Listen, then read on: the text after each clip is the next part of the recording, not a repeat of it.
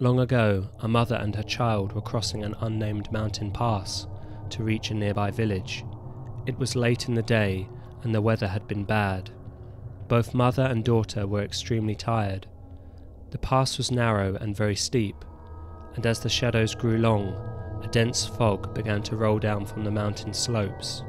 Suddenly, the mother felt her daughter's small hand slip from her grasp. The fog was now so deep that she could barely see the path in front of her. Desperately, she called out to her child, but heard no reply.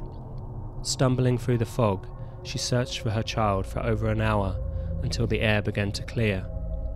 The only thing that the mother found on that road was a single ominous-looking wooden doll. When the mother turned it over, she was horrified to see the face of her own daughter smiling back at her.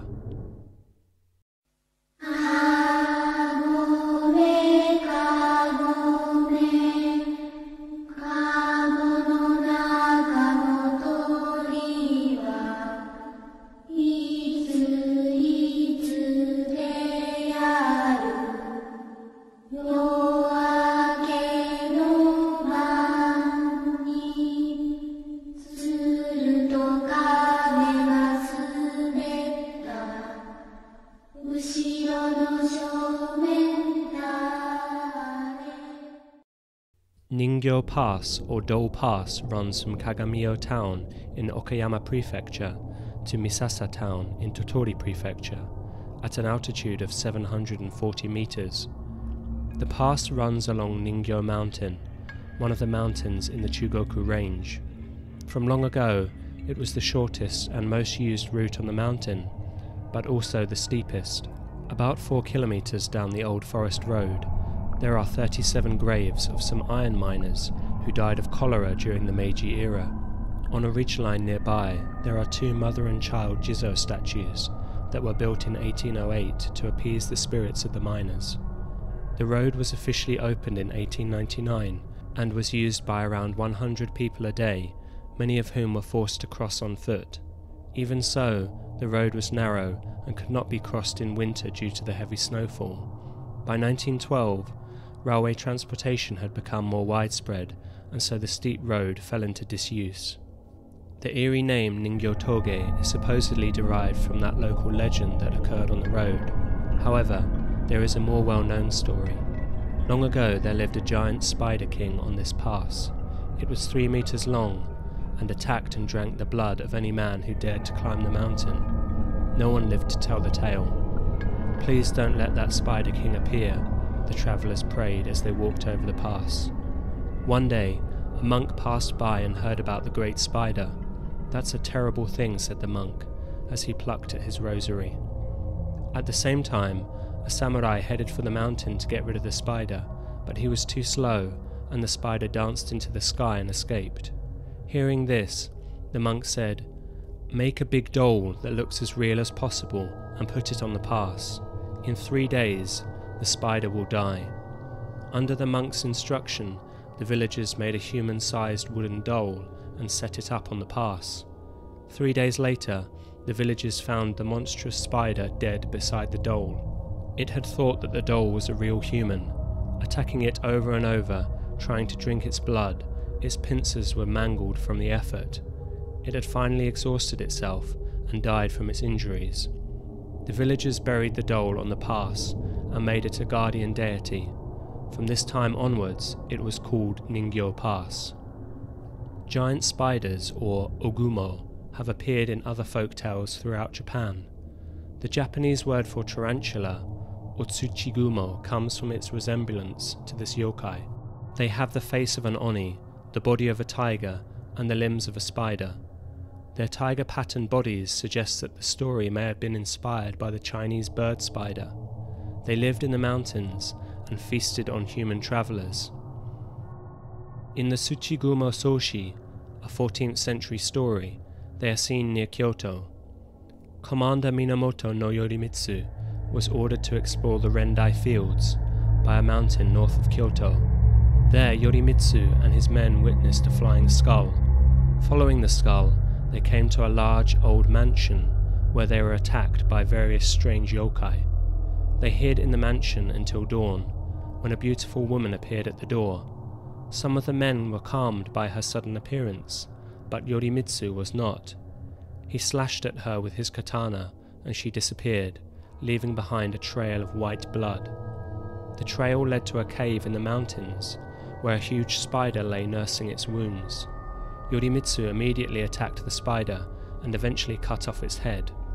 Suddenly, the heads of 1,990 corpses burst out of its stomach, and from its flanks, numerous spiders took to the air and flew away.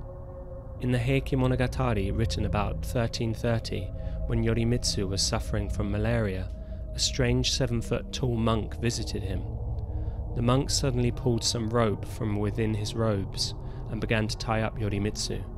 Despite his illness, he picked up his sword and slashed at the monk, who fled.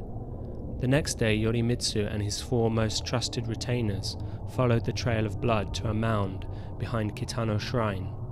There they found a 1.2-meter wide giant spider. The 5 men grabbed it, pierced it with an iron skewer, and threw it into the river. Immediately, Yorimitsu's malaria left him. According to the story, this spider was an onryo, a vengeful ghost of a local clan leader who was defeated by Emperor Jimmu. In the north area of Kyoto, there is a mound which deifies Yorimitsu. However, according to local legend, this mound is actually a nest built by an ogumo. When a nearby tree was cut down, the logger was taken by a mysterious illness and died. Despite the numerous times Yorimitsu fought off the ogumo, did they finally desecrate his place of rest? Natural uranium was discovered on the Eastern Plateau in the summer of 1956. In total, 3.7 million tons of high-grade uranium have been confirmed to lie under the ground at Ningyo Pass. At the time of its discovery, the technology to process uranium was not fully established in Japan. It was not until 1964 that a test smelter was built at the site, and full-scale mining began. The refined uranium was sent across Japan to Ibaraki Prefecture to be used in nuclear power plants. However, in 1979, the 3 Mile Island power plant disaster occurred in the United States, and the international price for uranium plummeted. Mining and the refinement of uranium was suspended at Ningyo Pass, as it was cheaper to import uranium from abroad. In the eyes of the government, it would be more efficient to preserve what ore remained rather than dig it up for a loss. 86,000 tons of ore were mined before the closure, most of which was used to support the research and the technological development of nuclear power in Japan. Since 2001, the Japan Atomic Energy Agency has conducted research here into how best deal with the nuclear waste. The radioactive soil that remains in the area amounts to about 1 million tons. In October of 2004, the Residents Association in the town of Togo won a lawsuit against the Tottori prefectural government, demanding that the government remove the radioactive soil which had been abandoned there. The soil was said to be emitting 5 times the annual allowable level of radioactivity.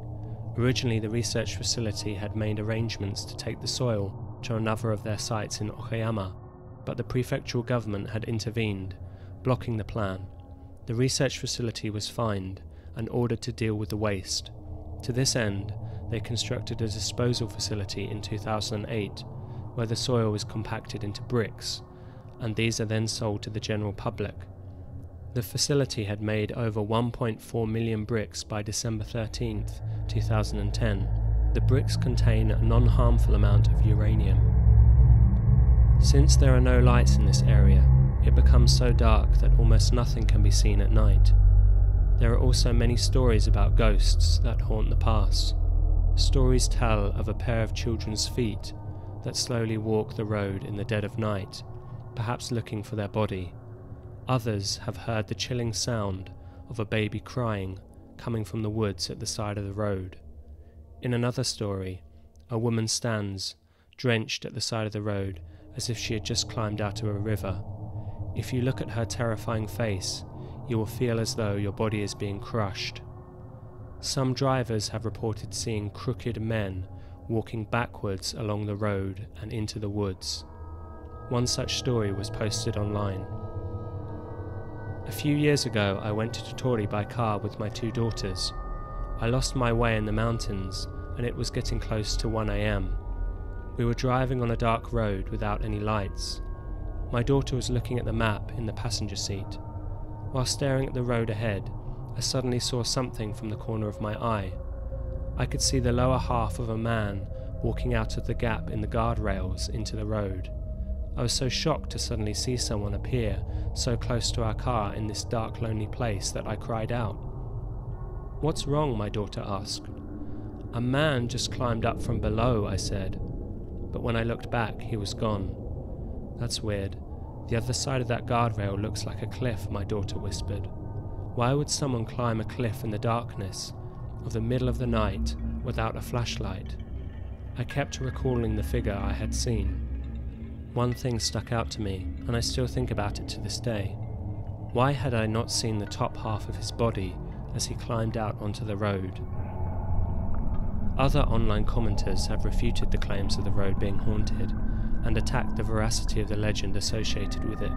One individual wrote, "It is called Ningyo Toge because the puppet theatre owners from the Maniwa area met there to cross the mountains to travel to the Sannin region together." Another theory states that the mountain's name is actually a corruption of its former name, Mermaid Mountain, where the word Ningyo in the name refers not to dolls, but to mermaids. Either way, regardless of the truth of the hauntings on the pass, the spectre of nearly 4 million tons of uranium is the real thing to fear on this mountain. Until it is all dealt with safely, the people living in the nearby towns will not be able to sleep soundly at night.